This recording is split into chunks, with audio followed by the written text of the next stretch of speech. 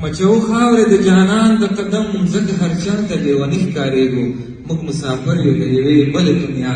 په دې جهان کې موږ پردي ښکارېږو په ګریوانه روغه تڼۍ نه لرو له دې رواجه پخواني ښکارېږو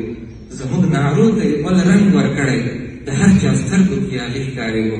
موږ د ازادۍ غوښتونکي وو موږ ته دغه وطن ته خپلواکي بخښله دا زموږ اراده او عزم وه په دې کې وجود وینې توی شوې په دې کې مو زولنې لاسو ته واچولې په دې کې مو خپلوان وروڼه قریبان قرباني کړل موږ کوم پردي نه وو موږ تاسې د یو وجود غړي یو په دې مطمئن اوسئ موږ په دې استعمار او د اشغال د پردیو هره هڅه چې هغه د وطن د تفرقې وي د ویشل وي هغه به انشاءالله د خدای په فضل او د یو بل سره په همکارۍ هغه شنډوو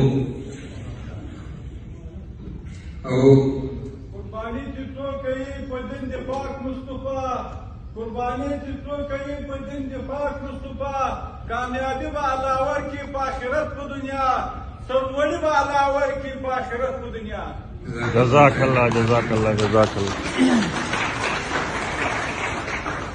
محترمو همیشه نوی نسل د پخوانیو د ځینو تجربو او خویونو او ځینو عادتونو نه متاثره شوی وي او هغه فکرونه مثلا منفي هغه په خپله زمانه کې عملي کړي